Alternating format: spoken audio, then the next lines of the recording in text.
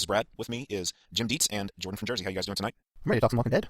I'm doing a lot better than Rick or Axel, Or Johnny M's computer, apparently. which is why he's not with us this evening. Yeah, and Russell's out of town, right? Yeah, he's in Chicago, I believe. That's where Russell's from anyway, so it's like going home for him. This was a slam banger of an episode, if you ask me, especially the last 10 minutes, and we'll get to that, but I really did enjoy this episode. As did I. Do we have any news to get to before we get to the recap and everything? Not that I found. I also liked the episode. I was kind of down on it until, like Brad said, those last 10 minutes. Man, they won me over because that was awesome. I'll save it for the end if you remind me. Glenn Mazzara was tweeting after the episode and all day today about he was sharing different tweets that he had received regarding the show, and I thought it was interesting, the dichotomy of the varying opinions, from the people who were watching. It gives new meaning to you can't please all the people all the time. So I'll track down some of those tweets while Jordan's going over the synopsis. It'll be interesting. I'm sure it won't surprise anybody what he's tweeted, but it's fun nonetheless. Well, if we don't have any news, of course the big news is Dixons are back, obviously, but we'll talk about that in a second. I say we just jump right into the what's the word synopsis. Synopsis. All right, let's do it. So episode 10 of season 3, Home, starts with Rick on the prison catwalk, and he sees a woman in a white dress standing over by the graves. So he walks over. When he gets there, she disappears. Then all of a sudden she reappears outside the fence. So he rushes over there. He leaves it open. Everybody's kind of watching him, and he sees that it is Lori, although it's not exactly hard to tell even for us the viewer. You see her from behind a few times, and it's a very distinctive air. So he walks up to her. She cradles his face. He touches her hand, and we cut over to Michonne watching him. And as you can tell, that something very strange is going on. Glory, it's probably better to say Sarah Wayne Callies. She cleans up pretty nicely, doesn't she? Mm-hmm. I like the name that our friend Aaron gave her, Lori Juice. Lori Juice. I saw Lori another Juice, one like today. Juice. Somebody else said that they call her Hori. Like the hoary host of the underworld, Yeah. I hope. Or actually, when I read that, I in my head I was thinking haunted Lori, but I like yours better. I have to say, though, while we're on the subject of Rick and Ghost Lori, I am growing tired of Crazy Rick, okay?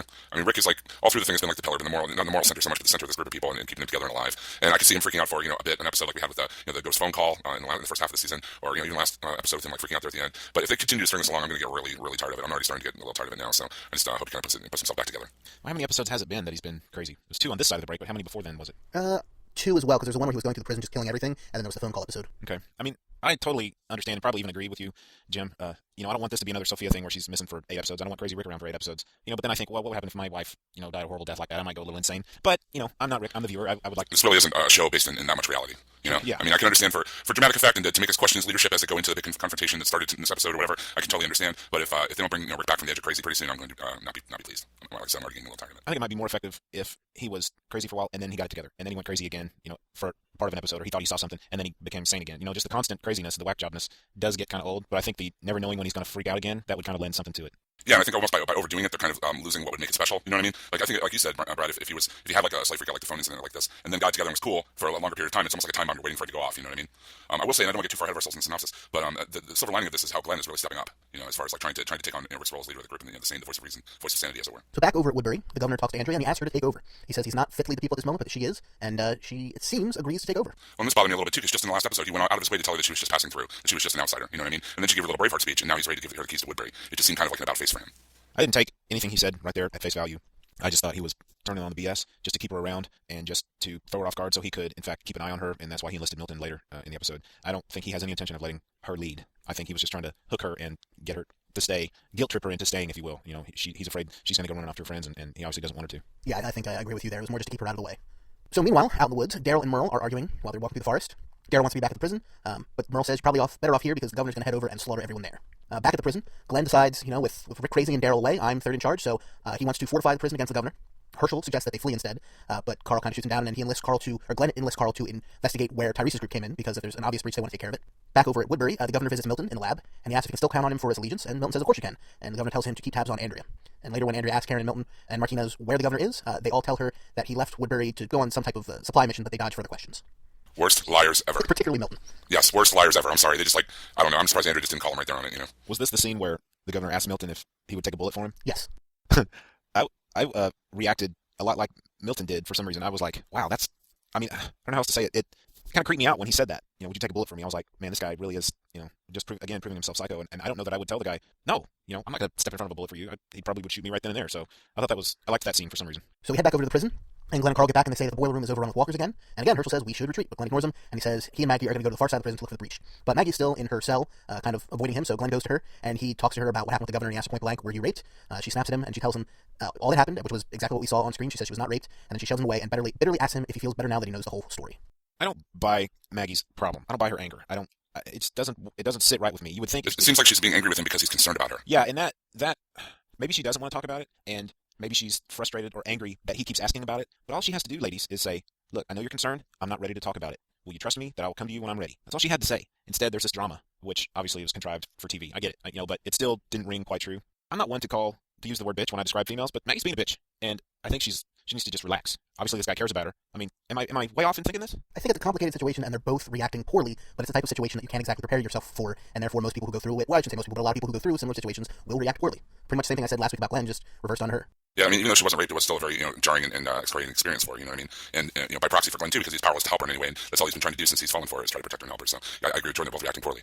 But it's an incredibly stressful situation. And we might have said something about this last week, but I think a lot of Glenn's anger and rage comes from the fact that he just felt completely helpless and was unable to prevent whatever happened that he still isn't clear about. That he was unable to prevent that from happening, and he's feeling bad for it. Absolutely. So outside the prison, Carol and Axel are establishing a barricade to prepare for what they all pretty much figure is an impending and unavoidable showdown with the governor. And Axel, kind of opens up to Carol, and they've been getting along more and more as the last few episodes have gone through. And he tells her he was sent to prison because he held up a gas station, but he was doing it with a fake gun. When the police came to question him, they didn't believe him it was a fake gun, and they searched the house and they found his brother's real gun, and they sent him to prison for it. And they kind of flirt for a little bit, and he says he doesn't even know how to use a real gun, and so Carol shows him how to use hers. I'm really starting to like Axel. Yeah. I've always been predisposed to like him because I love guys with crazy mustaches. Yeah, and I liked in the comic I liked the Axel character in the comic. He was laid back. He always said, "You follow me?" I find myself saying that in real life now. "You follow me?" And then they actually had this guy on TV say, "You follow me," at least once. And I was like, okay, I like this guy. I was ready, though. I thought they were leading us in this direction, though, so they could turn around and have him betray everybody. I thought that's what they were going to do, and so I was pleasantly surprised, I guess I'll say, even though that's not really appropriate, when it turned out that that's definitely not what happened. But I was waiting for him to turn out to be a very, very bad individual, and showing him how to use a gun was going to be a big mistake, but I misread those signals. So we head back into the woods where Merle and Daryl are walking when they hear Daryl hears a baby crying, so they go off to investigate, and they find a Mexican family on a overpass being attacked by walkers. So Daryl immediately runs up to the rescue. He kills off a bunch of zombies with his crossbow, and Merle kind of helps out. He's kind of standing there, shooting occasionally. And Daryl gets probably my favorite zombie kill in a long time when he kills a zombie with a hatchback. That was awesome. Yeah, with the trunk. That was awesome. That was bloody. Later on the Talking Dead, when they do their in memoriam thing, they show all the deaths that happened that episode. They chose to run that particular shot when he's closing the hatchback in super slow motion. Yeah, it was pretty gnarly. Yeah. So once they've killed all the zombies, Merle pulls out his gun and aims it at one of the guys there on the bridge, and then he starts searching through the car where the mother and the baby are. And Daryl finally can't take it anymore. He points his crossbow at Merle. He tells the family to get in the car, waits for them to get away, and then he stalks off, leaving Merle alone. I was surprised and not surprised at the same time that Daryl would have done that to his brother. I figured he would have had his brother's back, which I guess he did, but then you can tell Daryl's changed because he put a crossbow up to his brother's head. And I think a lot of it had to do with the baby, too. Since Sophia and Judith and everything, he's become really attached to children. Maybe that was something that was a quality of him long before that, but that's where we really started to see it emerge. And so once Merle is threatening the life of the family with a baby, that's when all bets are off. When Merle even, Daryl says, they had a baby, and Merle said, so if they didn't have a baby, it would have gone differently? Is that what you're telling me? And it might have. Yeah, Daryl couldn't even answer that question because he was afraid to be honest and say, no, it probably wouldn't have gone different because he knows that's not going to sit well with Merle. Right. And we get more representation of Earl being such a racist douchebag, too. I think it was only a matter of time before something separated them. My 18-year-old daughter is watching The Walking Dead, and she watched it this morning after school, and I saw a tweet from her earlier in the day that it said something like, I really, really, really, really, really hate Merle. Of course, I knew what she was talking about because I knew she had started watching that particular episode. So Merle follows Daryl into the woods, and he yells at him for risking his life to help strangers, like you were saying, and he reminds Daryl of something that we did not know as viewers, that when he was trapped on the roof in Atlanta, he and Daryl were planning to rob the camp. And the only reason that didn't happen was because Merle wasn't there to help carry it out. So they fight a little bit, and Daryl's shirt rips, and it reveals that he has scars all over his back, which is quickly explained as he was beat by his father, and so was Merle. And Merle kind of apologizes, says he didn't know about the beatings, but Daryl says, yes, you did, that's why you left. And Merle says if he had to leave, otherwise he probably would have killed their father, which makes Daryl walk away, telling Merle that he's going back to where he belongs, and Merle complains he can't follow him back to the prison. Two things I would like to say here. One, I really like the line when Daryl says, I may be the one walking away, but you're the one that's leaving. That was a good line. Really like that. And the second thing I wanted to pull, if I could pull the curtain back just for a moment and talk about video production, I don't know if any of you noticed, but when, for the majority of the episode, Daryl had a scratch under one of his eyes. I can't recall which one it was. And then when he was on the ground and Merle ripped his shirt and we saw Daryl's back and he had the tattoos on the right side of his back, those wings, were they butterflies or wings or something like that? I wasn't exactly sure. It was a quick shot. Yeah. They were underneath his right shoulder blade on the right side of his back. Then he stands up, he puts the backpack on, cuts back to Merle, and Merle is looking to our right. He's looking from camera left to camera right. And when you're producing a TV show, you want to try to keep things as natural as possible. So that means when you cut from one person to the next person, if person A is looking to the right, you want person B looking to the left. So it seems natural. So it seems like they're looking at each other. Well, in the shots of Daryl, after he gets back up off the ground and puts the backpack on, they had to reverse those shots. And you can tell that by the fact that the scratch under his eye was now under the opposite eye. And when he walks away, the tattoos are now on the left side of his back. And his backpack is on the other shoulder, and his crossbow is now being held in the other hand. And I just thought that was very interesting. Sometimes in the editing process, you have to do things to make things work. And sometimes you don't have enough to work with, so you got to do the next best thing. And in this case, it was reversing the shot. And, eagle-eyed people, detail-oriented people will see those types of things. And the only reason I saw it is because, like I said, I've been editing for years and years. But I just thought it was interesting, and I wondered if either of you had noticed that, or if any of our listeners noticed. Wait a second, the tattoos just moved. Why is that? I think one of our listeners did, because I think I read it on the Facebook page, but I did not read it myself. Or I did not notice myself, I mean. I didn't notice when it happened either. I didn't know until after the fact when I read that on the Facebook group. One thing I will say about this, though, I'm glad they wrapped this subplot of the Dixon brothers going off on their own sooner rather than later. Amen. Because I could see it like kind of meandering, much like looking for Sophia kind of way. I'm glad they're bringing it to an end. I hope they do the same thing with Tyrese and his group. I hope they bring that plot thread back quicker rather than later. From your lips to Glenn's ears. So we head back to the prison. We're outside, and Glenn is going off in the SUV, and Herschel tries to stop him. He tells Glenn, you're angry, you're going to get yourself killed. Glenn says it with Rick. Because, well, wait, I think you skipped something. Glenn is on his way to go kill the governor. Well, no, I think at this point he said that's not what he was going to do. He was just heading out for supplies. Well, I thought that was his intent, though, all along. It was, Jim, because there was a scene earlier that Jordan has already talked about wanting to go off, and he goes up to Michonne and says, we could end this tonight, you and me. We can get in there, kill the guy, and get out. and then Herschel was like, no, we shouldn't do that. So when he leaves in the, since Maggie won't go with him, he leaves in the SUV to go kill the governor, but he's not going to tell his future father-in-law basically that he's going to do that because he knows his father-in-law doesn't want him to do that. So I agree that that's probably what he was doing. I'm just saying he said that's not what he's doing. right, but I think we all know exactly what he was doing. Gotcha. Yeah, that's what I was. I guess that's where I was fucking. I thought it was his intent all along, whether he told anyone or not. It was his intent. I mean, after he talks to Michonne, it's pretty obvious he wants to, he wants to get the governor. It reminds me of that video I saw on the internet the other day about this like 2-year-old kid with chocolate on his face, and the mom was saying, "Have you been the Sprinkles kid? Yeah, have you been eating? Did you eat sprinkles? No." And they were like all over his face. That was like what Glenn was. Are you going to kill the governor? No. He's got governor all over his face. Yeah. So Glenn ignores Herschel and he drives off. So Herschel sees, disoriented Rick still like just meandering outside the prison fence. So he hobbles over and he tells him that the group needs him as a leader more than ever now. Glenn just simply isn't up to the task. He fears he's being reckless. And Rick opens up a little bit to Herschel and says he's seeing Lori. He knows it's not really her, but he feels there's got to be a reason why he's seeing her. And he just kind of zones out again and wanders back into the forest. Herschel has turned out to be the character I'm probably going to miss the most once he's gone, assuming he's going to go because everybody in the show goes. He's taken the Dale route. They're the Dale route. Exactly. Someone Dale was awesome. He has turned into the character that I relate, like my feelings for that character, I relate that to Dale in the comic, the way I felt about Dale in the comic and how I felt about him. Herschel in the comic was kind of a douchebag, just a little bit, Yeah, this Herschel's a lot different than Herschel in the comic. I mean, the story went a lot differently than I did in the comic too. And I mean, I've been saying all along that Scott Wilson has been my standout performance in the show for a while now. I just think what he brings to Herschel and the kind of just thoughtful delivery and thoughtful acting that he's doing here is just really good. It brings a lot to the character. And I agree, a lot of the role that Dale fulfilled in the comic, Herschel's fulfilling here. The good Dale that we all like, the Dale that I rooted for in the comic. Oh, yeah. Not old lady Dale was played by Jeff Demaey. It was funny seeing Scott Wilson and Judge Dredd when we watched it for Real Heroes after seeing what a subtle and thoughtful performance he's doing here and seeing him play a redneck cannibal in that movie was quite jarring. I think Scott Wilson's probably the best actor on the show. I think Andrew Lincoln is doing a very good job as Rick, but I really think Scott Wilson probably has an edge on everybody else. I don't know. There's a lot of good actors. He's definitely at the top, but Michael Rooker's a great actor. Well, true. Absolutely, I mean, Michael Rooker. And crap. There's only one sucky actor on the show, and I'm not going to tell you who I think that is. But now you have to. It's Judith, isn't it? I'm not. Yeah, that baby.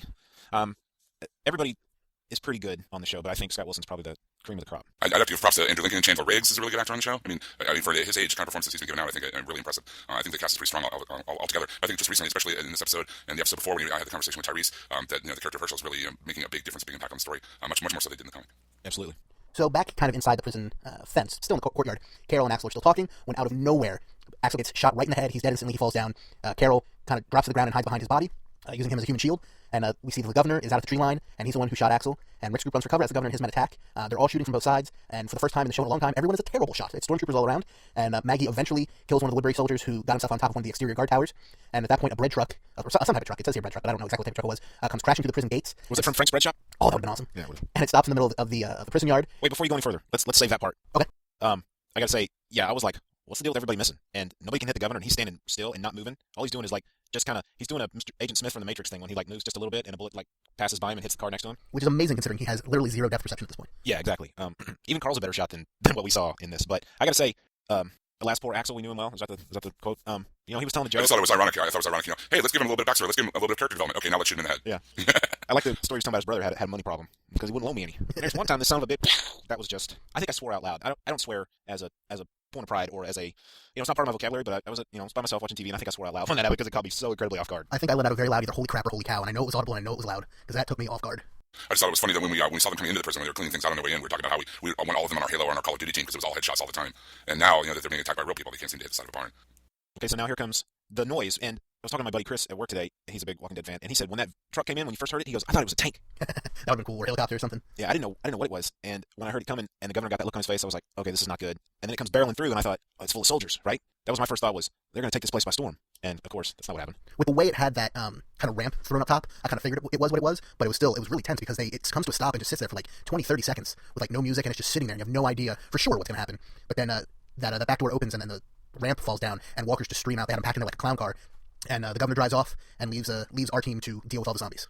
The driver of that vehicle was dressed in all riot gear, it looked very similar to the riot gear that they found at the prison from the comic. I don't know if you guys noticed that, but and that Glenn drove off in. Do you think they captured Glenn?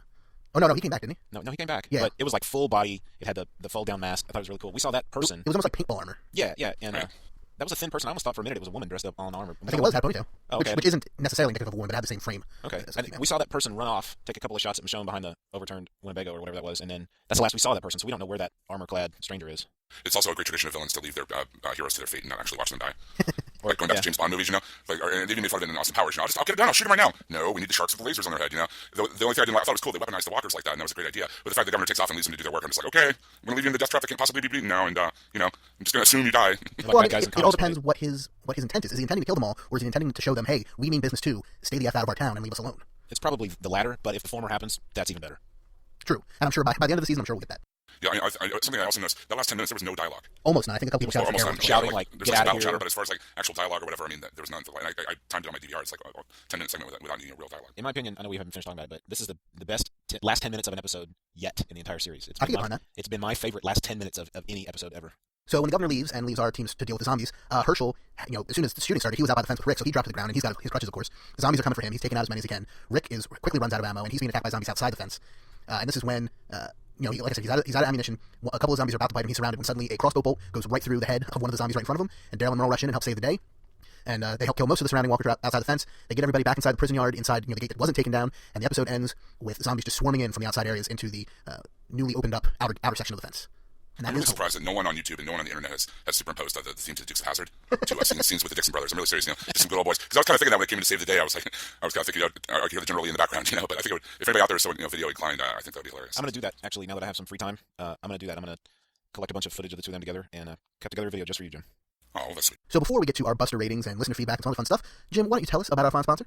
Our sponsors tonight and every week here on the Walking Dead TV podcast are discount comic book service, DCBService.com. But they don't just have comic books, they have all kinds of other stuff too. If you're a fan of The Walking Dead, and I assume you are because you're listening to the show, they have Walking Dead t-shirts, action figures, shot glasses, the Walking Dead comics and graphic novels in all various permutations, sizes, and versions. So if you're interested in Walking Dead and you want to grab more stuff, DCB Service has it and has it at a lower price. This month, some of their features are they're offering all the Marvel Now titles. Marvel just recently relaunched a lot of their titles with brand new number ones, brand new creative teams, and brand new storylines. It's a great jumping on point. If you've been out of Marvel Comics for a while, comics in general, it's a great jumping on point to get back into them in a big way. They're giving up the entire bundle for 50% off. It comes to $70. It would be normally $140, obviously. Without that discount, DCB Service always has deep discounts on your graphic novels, your comics, and your pop culture related stuff. Like I said, t-shirts, action figures. IDW's Countdown to Darkness trade paperback, which is a prelude to the upcoming Star Trek Into Darkness movie by J.J. Abrams. It's coming out in just a couple of months. Is 50% off this month as well. So definitely check that out. They also have another site, in stock trades, for all your graphic novel and trade paperback needs. So check them out, DCBService.com. If you use the code WD8 and you're a first-time customer or you haven't ordered anything from them in a year, you get an extra 8% off of their already deeply discounted stuff. So that makes it even cheaper and even better for you. So you have no excuse not to get your books there, DCBService.com. Check it out. Alrighty, so with no further ado, gentlemen, what are your Buster ratings for whom? Well, last week I gave it a 3.5. I'm going to give it a 4. Like I said, I really enjoyed the last 10 minutes for sure, but I also liked, the development of Axel. I liked the backstory we got on the Dixon brothers. And I'll be honest, I'd like to see in Sarah Wayne Callies, even if for a short while. I'm going to give it 4. I was entertained and enjoyed it more than the previous week. I give it a 4 too. It was a solid episode all around. There were some good character moments. I'm marking off a little bit because of the dismissal of Tyrese and his group. I know they'll be back. And I'm marking off a little bit because I'm a little tired of Crazy Rick. But 4 out of 5 overall. I thought it was a great episode. The last 10 minutes especially, very action-packed and suspense-filled. I can't wait to see what the fallout of all this is going to be, what happens next week. And I thought it was a really solid episode all around, so 4 out of 5 for sure. Well, I'll go for the hat trick. I was probably going to give this episode a 3 until that last 10 minutes, and that brought it up to a 4 for me. I was a little bored by some of it. I thought there was good stuff in there, like the Axel and Carol scenes and things like that, but it was really those last 10 minutes that pushed it up to a 4 for me. So 4s all around. What did Aaron think this week, gentlemen? Our friend Aaron Newick, by the way, who does the Out Now with Aaron and Abe podcast on the same website, you can find the Walking Dead TV podcast. He's a big fan of the show and always sends us a little critique every week, and here it is. Yeah, here's the condensed version of his more in-depth review, which you can find on our website. He says, "Hey dudes, Home was another fine episode of The Walking Dead overall, which I would rank as about the same as last week's, but for different reasons. I felt like there was a lot going on, making for an episode that kind of meandered before finally dropping everything and ending with a big shootout. It was exciting, sure, but the focus felt off. My main points are all in my written review, of course, so I mainly want to point out the Dixon brothers here, as they were the best part of the episode, despite how quickly they came back to the prison. While my opinions of Merle as a person haven't changed, getting to see these brothers finally interact for an extended period of time was well handled in a character-based way. This reflects how good the two actors are, as well as how much more interested the writers are in these smaller stories. I think that's a very good point. I've really kind of noticed that myself. The two of them got into a real conversation/argument, which reflected who they once were and who they are now, and it was able to incorporate some effective Walker action naturally, as opposed to delivering a truck full of them at random. Issues aside, again, the review is more detailed, but I'm happy that things seem to be set up better and can lead to more interesting episodes, hopefully. I hope Tyrese returns soon, and R.I.P. Axel. 3.5 out of 5 Busters. P.S. I was complaining about Rick's aim during the show last night, but then my friend looked to me and said, "Remember Skyfall?" And it quickly shut me up. I guess being injured, or in this case, seeing the ghost of my dead wife could throw off my accuracy. And he's referring to James Bond not being able to perform the way he was after an accident, right? Probably. I still haven't seen Skyfall. Well, save yourself some time and don't bother because it's boring. Or if you want to take a nap, watch it. Actually, I enjoyed it, and I think he's referring to the end where he's kind of where he's injured in the last stand type of thing, where they're shooting up the house with a helicopter. I think he makes a good point about seeing the Dixon brothers together. My only regret with them bringing the Dixon brothers back so soon, and I'm glad they did, don't get me wrong, but it would have been cool to have like one of those one-off episodes that just focused on the two of them, kind of like the episode Chupacabra in the second season, where Daryl was hallucinating Merle, but instead just the two of them, kind of like the 18 Miles Out episode, which was just Rick and Shane and the prisoner. I thought it would have been cool. Maybe we'll still get one to get like a one-off episode out of just the Dixon brothers. I thought that'd be great. Some of our Twitter ratings were 4.5 Daryls from Deadbeat Hero. Actually, I'm sorry, it's 4.5 Daryls reused arrows. He says kind of slow in the beginning, but the last 10 minutes were intense. Julius Nunez says rating it 3.5 T-Dogs/Buster/Axels. Deadbeat Hero wants to know, when they had the scene in Woodbury this episode, I heard dogs barking in the background. Does anyone recall dogs on the show? I don't. But I don't think that was a big problem. Yeah, I think if there had been dogs on guard, they would have probably attacked Rick and his group when they broke in. Jimmy Georgia says 4.25 Busters. You know what? There was a dog. It was when they were having a little picnic, or not picnic, but a little like town fair in the episode that ended with the first reveal of the arena. I think in the very beginning there was a little girl walking a dog, and we thought it might be a flashback. So it might be somebody's personal dog, not a guard dog. Cool. Jimmy Georgia says 4.25 Busters. I liked the episode, but loved the last 10 minutes. Didn't see what happened to Axel coming. I think Merle is a plant.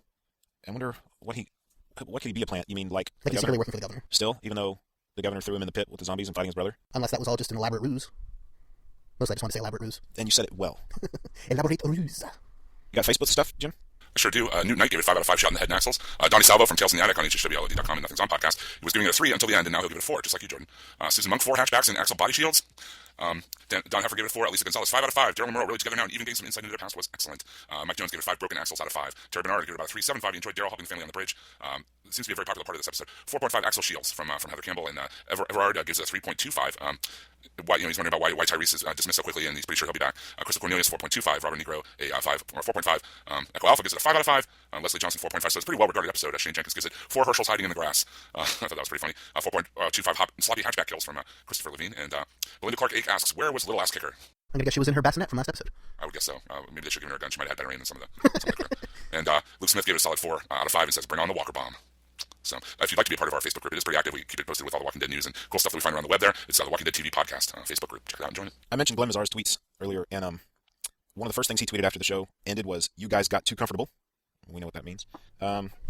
He said, some feedback from last night's episode. This came 5 hours ago as we record. Too slow. Too much action. Too much killing. Not enough killing. Too talky. Michonne should talk more. Character stuff is boring. We need more action. Too much action. Not enough character. So, you can't please everybody, right? I mean, I feel sorry for the guy because he's trying to do the best job he's doing, and somebody's always going to hate him and somebody's always going to love him. It just depends on what happens in the episode. It's like anything that's just popular. You can't please the adage, you can't please all the people all the time. When you have a wider net to cast with more and more people, it's going to be harder to please them all. So, I thought personally it was a good mix of action and character stuff. It did drag a little bit in the first part, but I think the last 10 minutes definitely made up for it. But you make a good point, Brad. It could have been wall-to-wall zombie kills and people would have griped about no characterization, and it could have been all talking and dialogue and people would have griped about no zombie kills. So, somebody called him on what was Michonne's motivation in this episode to just stay out of the way, and he says Michonne just watched Rick toss Tyrese. She's smart enough to keep her mouth shut. Doesn't want to draw attention to herself. That's probably a very good point too, especially when you're dealing with Crazy Rick.